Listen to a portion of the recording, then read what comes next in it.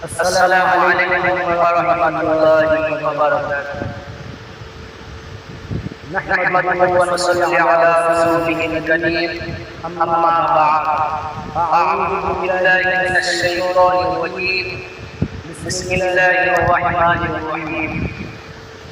قل إن كنتم تحبون الله فاتبعوني يحببكم الله ويغفر لكم ذنوبكم والله غفور رحيم. صدق الله العظيم.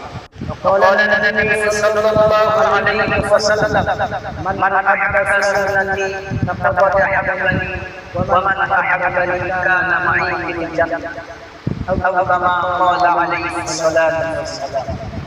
صدق الله مولانا العظيم وصدق رسوله النبي الأمي الكريم، ونحن على ذلك من الشاهدين والشاكرين، والحمد لله رب العالمين.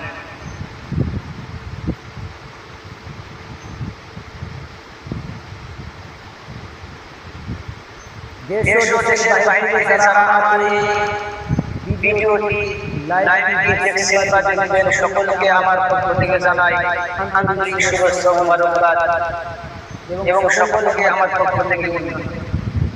আজকে যে বিষয় নিয়ে আমি আলোচনা করতে যাচ্ছি তা হলো ঈদের ভিডিও কেন। আল্লাহ রাব্বুল আলামিন কোরআনে কারিমের ভিতর রাসূল পাক সাল্লাল্লাহু আলাইহি ওয়াসাল্লামকে সম্বোধন করে বলেছেন, হে নবী, আপনি বলেন, ইন কুনতুম তুহিব্বুনাল্লাহ ফাত্তাবিউনি। যারা আল্লাহকে ভালোবাসতে চায় তারা যেন আপনি নবীর অনুসরণ করে। আপনি নবীর ভালোবাসা অনুসরণ করলে আমি আল্লাহর ভালোবাসা দ্বারা অর্জন করতে পারব। যে ব্যক্তি আল্লাহর ভালোবাসা পেয়ে গেল, আল্লাহ তাআলার জিন্দেগীর সব গুনাহগুলো মাফ করে দিবেন। সুবহানাল্লাহ। আল্লাহু গফুরুর রহিম। আল্লাহ হলেন, তিনি হলেন অত্যন্ত ক্ষমাশীল এবং দয়ালু।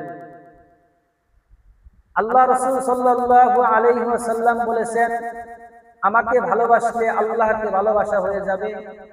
আমার উম্মতেরা কিয়ামত পর্যন্ত আনেওয়ালা উম্মতেরা যদি আমাকে ভালোবাসতে চায়, তারা যেন আমি পয়গম্বর মুহাম্মদ সাল্লাল্লাহু আলাইহি ওয়াসাল্লামের প্রত্যেকটা সুন্নত যেখানে যে অবস্থায় আছে ওই অবস্থায় যেন তারা অনুকরণ করে, তাহলে আমি নবীর ভালোবাসা অর্জন হয়ে যাবে।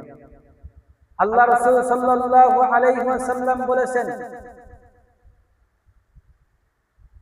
আল্লাহ রাসূল সাল্লাল্লাহু আলাইহি ওয়াসাল্লাম বলেন, মান আহাব্বা সুন্নতি ফাকাদ আহাব্বানি ওয়া মান আহাব্বানি কানা মাই ফিল জান্নাহ, আও কামা ক্বালা আলাইহি সাল্লাতু ওয়াসাল্লাম। যদি কোনো ব্যক্তি আমার সুন্নতকে আঁকড়ে ধরল, সে আমাকে আঁকড়ে ধরল, আমাকে ভালোবাসলো। যে আমাকে ভালোবাসলো, কানা মাই ফিল জান্নাহ, সে জান্নাতে আমার সাথে একসাথে বসবাস করবে। সুবহানাল্লাহ। কিন্তু বাংলাদেশে বর্তমান দেখা যাইতেছে, রবিউল মাস আসলেই কিছু নামদারি সুন্নি নিজেদেরকে সুন্নি আশিক রাসূল দাবি করে। মূলত তাদের ভিতরে সুন্নতের কোনো কিছুই খুঁজে পাওয়া যায় না। তারা মূলত মানুষের ভিতরে বিশৃঙ্খলা সৃষ্টি করার চেষ্টা করে এবং হালুয়া রুটি খাওয়ার জন্য পারাবারি করে। তারা সারা বছর রসুলের কোনো সুন্নতের কোনো খোঁজ খবর নাই, নামাজ নাই, রোজা নাই, রসুলের কোনো আদর্শ তাদের ভিতরে খুঁজে পাওয়া যায় না। কিন্তু 12 রবিউল আউয়াল আসলেই তারা মাঠে ময়দানে মিছিল মিটিং হালুয়া রুটি নিয়ে পারাবারি করে জশ্নে জুলুস শুরু করে দেয়। এটা সম্পূর্ণই বিদআত, এটা কখনোই সুন্নাত বা মুস্তাহাব হতে পারে না। আল্লাহ রাসূল সাল্লাল্লাহু আলাইহি ওয়াসাল্লাম দুনিয়া থেকে চলে যাওয়ার পরে তার একজন সাহাবী ঈদে মিলাদুন নবী নামে মিটিং মিছিল জশ্ন জুলুস করেন নাই। আম্মা জান আয়েশা সিদ্দিকা রাদিয়াল্লাহু তাআলা আনহা অনেক দিন পর্যন্ত জীবিত ছিলেন রাসূলের মৃত্যুর পর, কিন্তু আম্মা জান কখনো ঈদে মিলাদুন নামে কথিত সুন্নিদের মতো জশ্নে জুলুস মিছিল মিটিং করেন নাই। এর থেকে প্রমাণিত হয় ঈদে মিলাদুন নবী নামে যারা মিছিল মিটিং দেশের ভিতর অশৃঙ্খলা বিশৃঙ্খলা সৃষ্টি করতে চায় তারা নবীর দুশমন, তারা সম্পূর্ণ বেদাত করেছেন।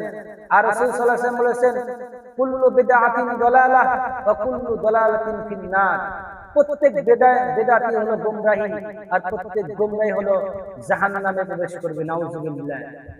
এখন আসেন রাসূল সাল্লাল্লাহু আলাইহি ওয়াসাল্লামের জন্ম কবে হয়েছে? সমস্ত উলামায়ে কেরাম একমত রাসূল সাল্লাল্লাহু আলাইহি ওয়াসাল্লামের জন্ম 12 রবিউল আউয়াল তো হয় নাই, রবিউল মাসে হয়েছে।